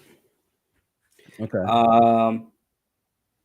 So what if the reason for them doing this, or for mind control, right? Or not even mind control, but for punishing of the mind, right? Punishing of your what would we call it? First nature, second nature, right? Thoughts. Like your natural thought is what? Like just your first nature, right? That's just first nature. Yeah. But basically getting rid of human nature at that point. Yeah, right. Yeah. Which my tinfoil hat, this is where my tinfoil hat moment kind of plays into this, is they're already trying to get us used to living with AI, correct? Facts. So what if, again, theory, what if they're trying to train AI by punishing us for our thoughts and by punishing us every which way they're punishing us, and us looking at it as being very, very stupid.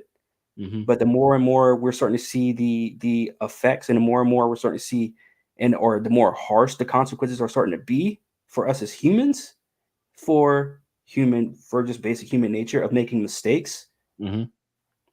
They're trying to teach AI to not make those mistakes. And now AI is seeing that, okay, this is good, that is bad. That is good, this is bad.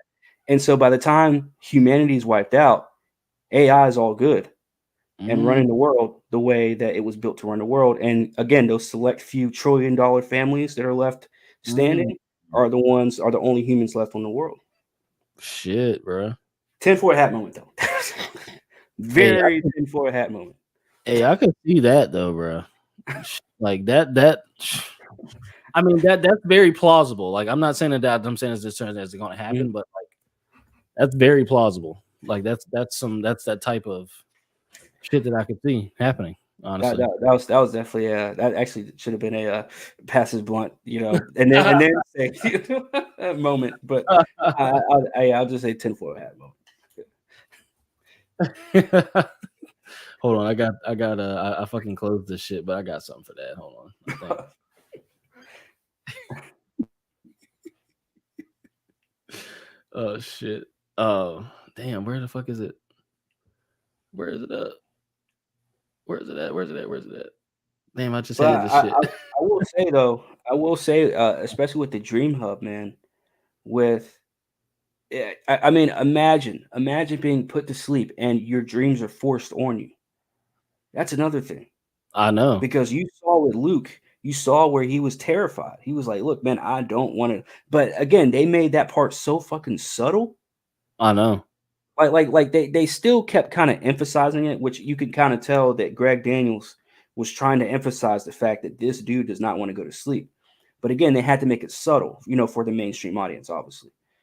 But he kept saying, dude, I don't want to fucking stop trying to make me go to sleep. And then once he finally put him to sleep, they took him out of the dreams that he likes because he had Bear stole girl. Exactly. And again, she's the puppeteer. So she's the one that's doing the controlling it and now putting him into this whole completely different dream and let alone a fucking kiddie spelling dream or whatever the fuck they call it, Mario World or whatever the fuck. Yeah. And he's clearly in his dream. You can tell he's angry, he's frustrated, but when he's sleeping, he's asleep, which again, that speaks volumes to me. That speaks volumes to me. Yeah, bro. I agree. I agree with that. Shit. There's one other thing I wanted to bring up. Let me pull up my notes again.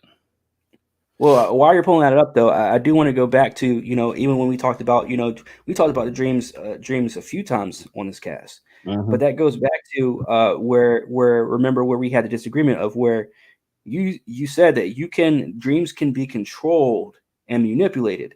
And then I remember when I disagreed a while back, obviously, I wouldn't say I convert, but I went on and agreed with you because I understood that, yes, they can be manipulated. And you clearly see the way they're telling that through this show is that the way they're sending a message of they could turn your brain on and turn your brain back off.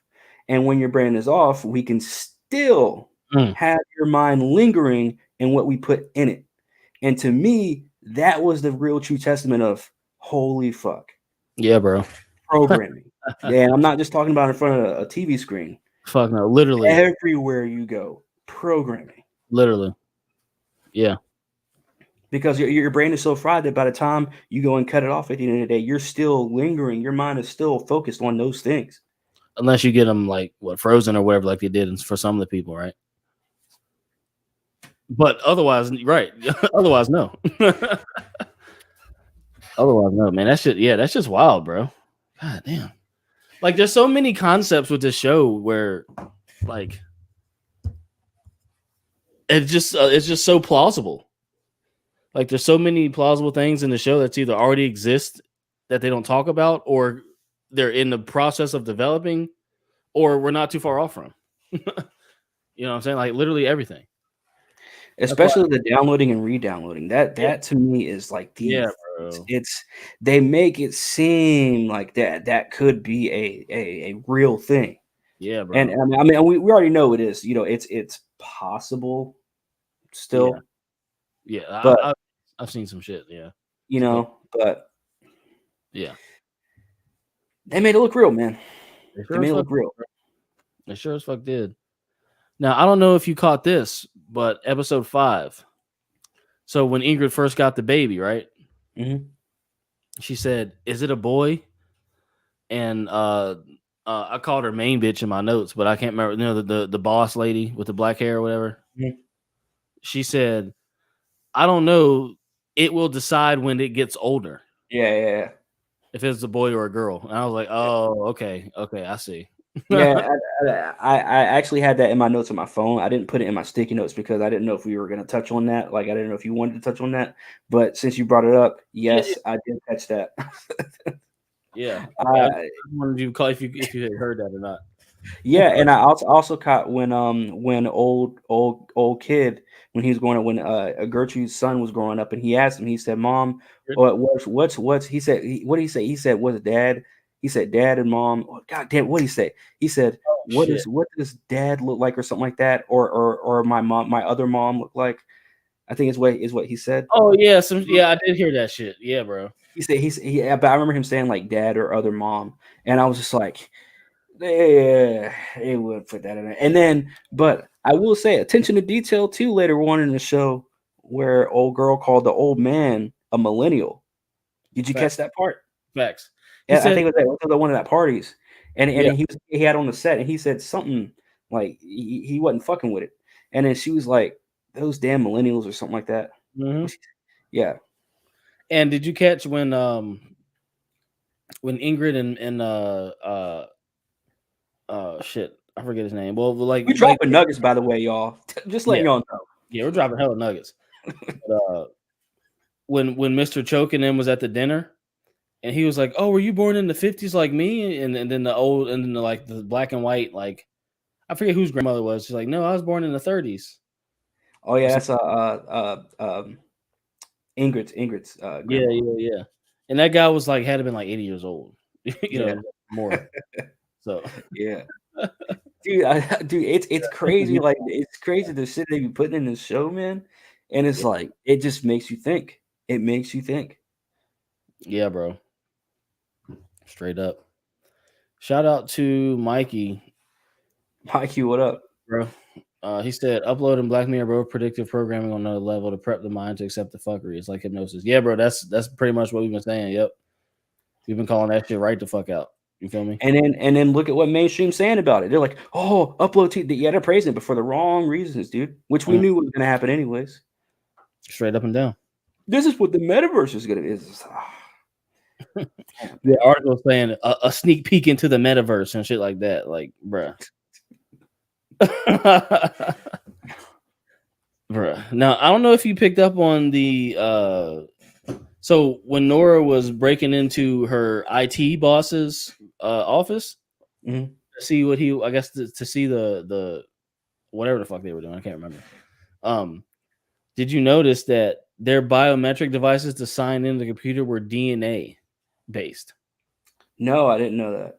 Yeah, so the only way to get into his computer was a DNA authentication. So she took the scanner and wiped it on the back of his chair where his head is. And she goes, "Oh yeah, so and so for not showering," and put it back. Well, the only way to do that is to be tied into the Internet of Bodies and the Internet of Things. So that was again more predictive programming on the IOB IoT integration into the workspace, human life, and everything like that. Like we've already like, and if you don't know what the IOB and IoT is, we've talked about those at length. And numerous, one cast in particular, we talked about the IOB, but that was what 2020, early 2020, some shit like that, mid 2020. But yeah, check out the video on the Internet of Bodies and Internet of Things. But essentially, you're connected into the cloud, or in this case, the metaverse, whatever you want to call it, along with your smart devices, along with that elevator that killed that guy, along with your microwave and your fridge, if you got smart microwaves and fridges, you know what I mean? All that shit's tied in. You're tied in with that. So I just found it interesting that they're using DNA biometric devices to get in the computers, which is like probably the ultimate level of foreshadowing security. You know what I'm saying? Foreshadowing and security for computer. Yeah, security. Yeah, but mostly foreshadowing. Yes. But yeah, it's just wild, man. That's pretty much the majority of my notes.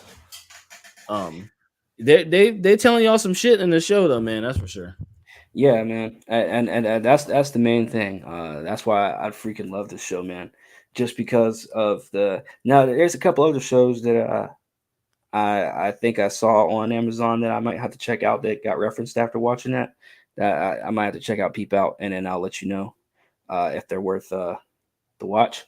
But this does kind of make me want to go out and watch other stuff that's kind of foreshadowing of what's to come, because again, it doesn't hurt to see what's coming. Like me, I'm not someone that's really scared of if you give it to me blunt, I'm not afraid of that.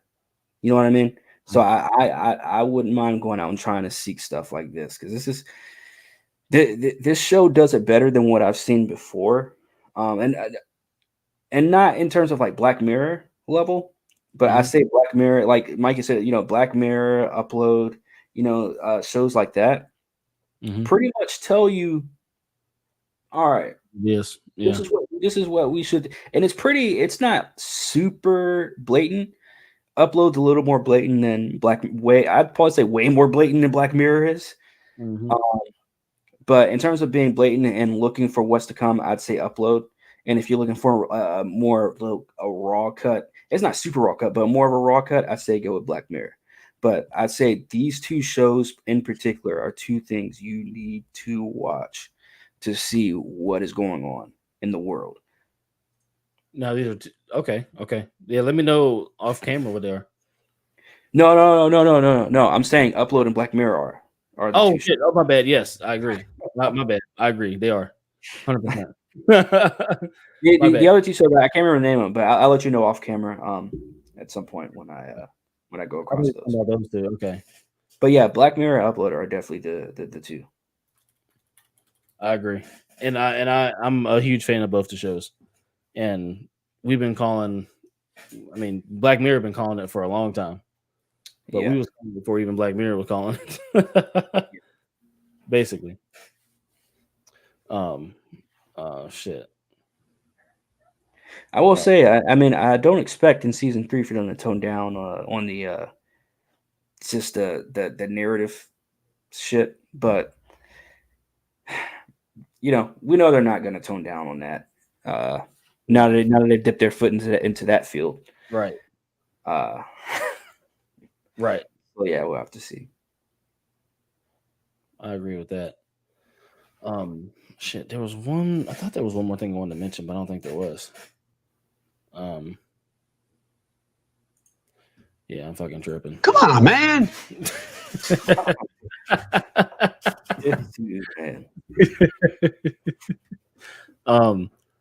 Man. So, do you think? Now we already talked about this briefly, but do you think there'll be a season 3?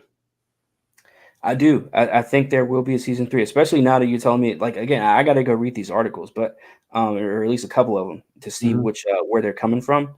But if they're coming from the right ones and they got the right amount of attention, especially for this metaverse bullshit, yeah, I think a season 3 is probably coming for the show. Again, I haven't looked at any of the actual streaming numbers for this show either. So, but it is on Prime. It's one of their top shows, so I would assume that it's going to get a season 3 regardless. So, yeah, most definitely. Well, I got one thing to say about that. Find out the answer to those questions through the clinical trials and the shit. RRP fraud sheet. Where he been at? Yeah, what happened to that nigga? That nigga fell off the face of the earth, bro. He said, "Look, man, we got this Ukraine shit to go to. You gotta go to this Ukraine shit. You go ahead and take your vacation, take a break. We'll come back. We'll regroup. Once you hear the word Ukraine, you don't see Fauci's name anywhere anymore. No. Where is this dude been at? Gone with the wind, bro. But hey, Ukraine stuff's cooling down. Old Putin and Zelensky are sitting down. Putin laid out what he needs in order to stop the fight, right? And what are they saying? Oh, China's locking down again. COVID cases are rising again. Like, nigga, we told y'all what they was gonna do, bro. They said COVID's just gone for now. It'll be back. Yeah, it baffles me because I listen to so many people throughout the YouTube community just because I just live on YouTube at this point of my life. I mean, and like just seeing so many people react to this shit is so like it's just like, yeah, everything's open again. Oh, COVID's back down. COVID's back down. Oh, it's just like, bro, like literally, it's how do y'all not see this bullshit? It's like oh, there's gonna be a war in Russia, Ukraine, and then everybody's forgetting about COVID. It's like, oh, COVID again, and it's just like, bro, like it's fucking ridiculous. Y'all are just, man. Y'all are just. They literally say jump, and y'all literally say how high. How high and how many times per day? Okay, that many. Okay, good. For how long? Did I get anything for it? Oh, a $1,200 check. To jump up and down for 6 times a day, 30 seconds each. Oh, okay, yeah, I'll do that. That's all they. And we have to jump at least 15 inches off the ground each time. Okay. But no, wait. You have to do that now. There's a health crisis coming, so you have to make sure you get your jumping jacks in because it'll alleviate the health crisis. Well, jumping jacks actually will over time they can fracture. They can put micro fractures in your feet, and I'm keep on. This is all satire. They can put micro fractures in your feet, and you don't want to jump. You want to do jumping jacks for this many times a day for this many days in a row because it can cause an adverse reaction. Well, we still need you to jump rope because it's better for your health than the cracks in your feet. Evidence comes out. The feet cracks are causing reproductive issues in people. Oh, you know what? Well, you don't have to jump and jack for 2 weeks. And actually, we'll look. Here's what we'll do: jump and jack for this next week, but you only got to jump 8 inches off the ground. And then after that, you don't have to do it for 2 weeks. Like this is what you're doing to these niggas, man. It's just like going this way with the shit. And everybody's just like, oh, okay, I can do that. Okay, I'll do that. And you saw what they did, right? They just banned the travel mask mandate, bro. You ain't got to wear a mask to travel no more. I wonder, bro. Hey, I wonder if they're gonna drop the real mandate for travel. Right, I know. Because if they drop that, I might have to get me a fucking passport and fucking hop on that train and fucking get while the getting's good. That's what I'm saying, bro. This is probably the last chance to travel. Literally. But I mean, to even bring it around full circle back around to even one of the things, because Upload has so many themes to it. I think there's so many things. There's so much shit to take away from this show. Yeah. Just even morally. But to even bring it back full circle, it's just like, to caveat off of kind of like the example that you gave. And I'm just saying, it's just trying to play Jenga of the mind. Imagine just every single year, there's so many more barriers. And I'm not just talking about not being able to say this word or that word or anything like that. I'm talking about just in terms of being a human being. There's so many, you're walking around eggshells, whether you're at work or whether you're at home, whatever, at school or, out in the streets, whatever. It's because society's putting these extra eggshells for no fucking reason. And then once you get to the point where you're playing Jenga in your mind, what happens at the end of Jenga? You pull that one last piece out. Ooh. Look, fam, you saw what happened with Ingrid at the end. Or remember, she was holding on to she was holding on to I keep want to call him Ethan. You keep want to call him Luke. I keep want to call him Ethan. Yeah, I know, right? She was holding on Nathan's cord by his fucking neck while he was unconscious in that little fucking tub thing. Mm-hmm. And then Nora did her and what was she doing? Screaming. Mm-hmm. What was she doing the entire show? Remember when the old boss girl, the boss lady, was talking to her and she was like, I'm screaming. And then she took off her VR headset. She was like, okay, took off her VR headset and was like, all right, go ahead, scream. Lifted it up. She goes, ah! And then she opened one eye to see if she was reacting or not, and then kept screaming. Yeah, I was like, bro. That's what you should have known, bro. Like again, Jenga of the mind. You're seeing that blow up. You're seeing all that shit. I'm not even saying whether it's being bottled up, but you're seeing problem after problem after problem after problem, issue after issue, frustration after frustration, anger, sadness, all that stuff. Yeah. Pull each piece out, and you pull that last part out. Boom. And that's what you saw at the very end of that season, where she's standing there, and it's almost another RevX quote. It's prophetic though. It's so prophetic. It's so prophetic though. Because at the very end of the show, she's holding on to that one piece of fucking line. You know what I mean? Of wire, of his heart. Or his consciousness, and she's screaming at the top of her lungs, crying. And she's the villain. Don't get me wrong, she's still the villain, but you're seeing that human reaction of Jenga of the mind. So again, I'm not saying that's every single person in IRL, but I'm just saying this to me is another reflection of society. Yep. You ain't never lied. Look like the yellow pages. Oh my gosh. Oh shit. This guy. I'm clowning tonight, y'all, man. Forgive me. I'm clowning tonight, man. Hey, we all are, man. Facts. Facts.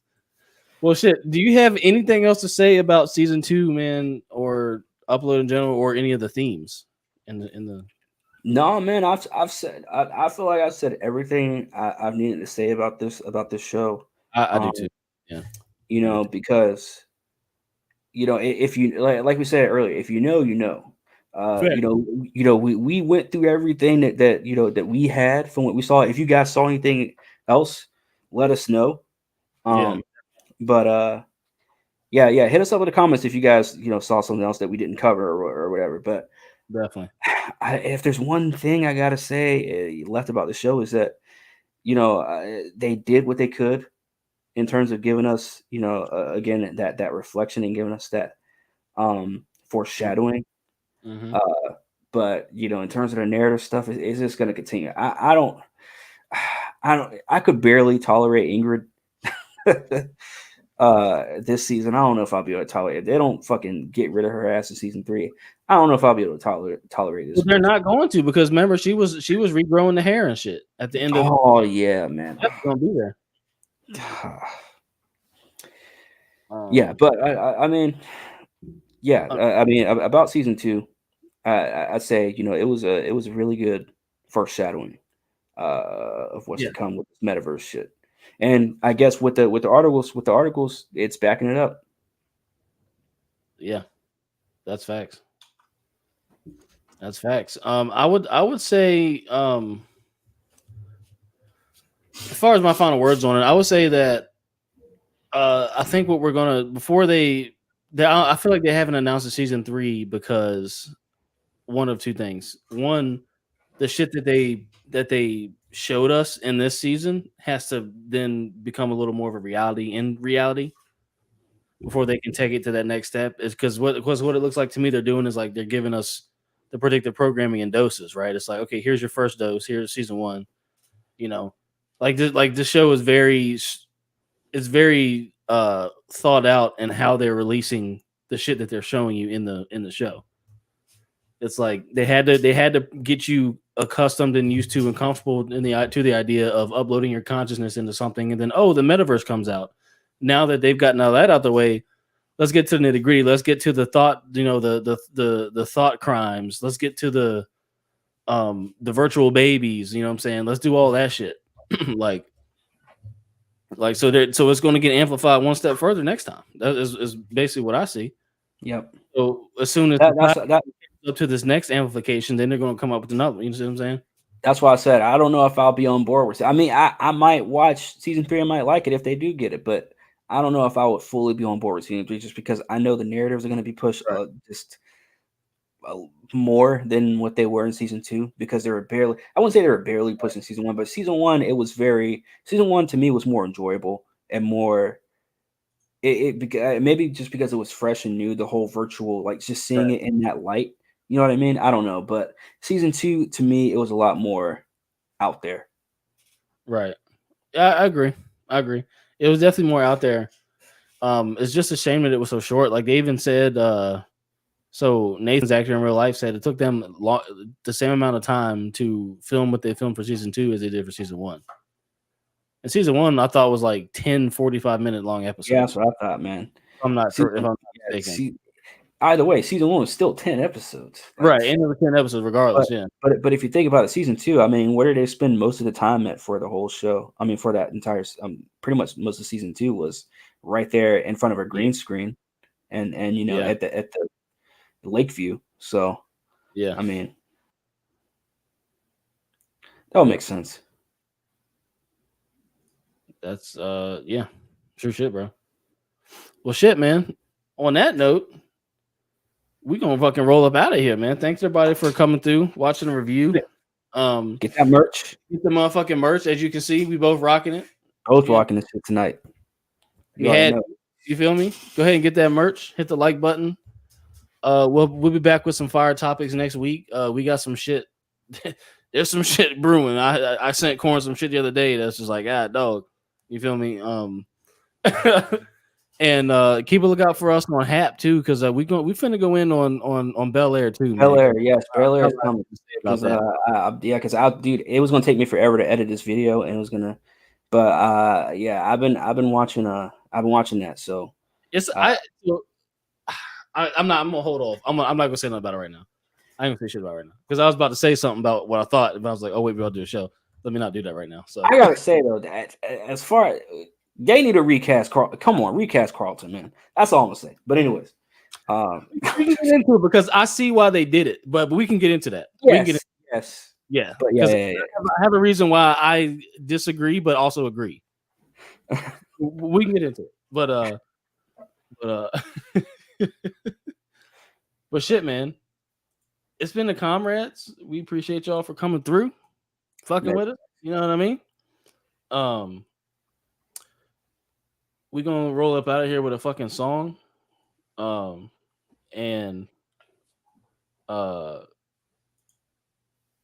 Then you wrote a book too, then, right? you know what I'm saying? Shout out Rev. Shout out to Rev. Shout out to Rev's content. Shout out to Mikey. Shout out Rev content. Yeah, and Mikey. And shout out to the Cloud listeners. And we out.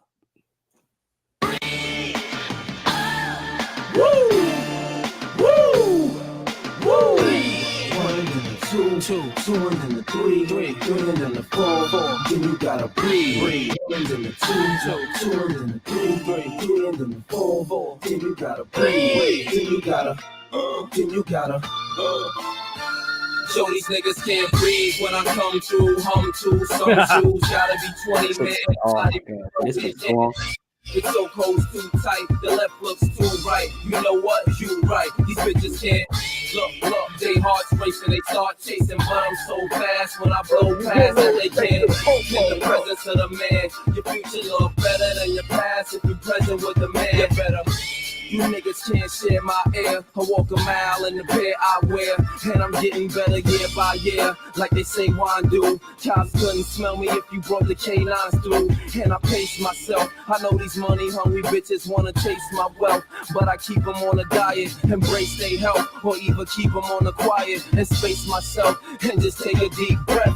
I got them grabbing their chest, cause it's hurting them to see fabbing is best, and they in their worst. They'd rather see me laying a hearse than laying the back, and I ain't just laying the verse, I'm saying the facts. I came back with some sicker stones that got these broke niggas looking at me like they choking on a chicken bone.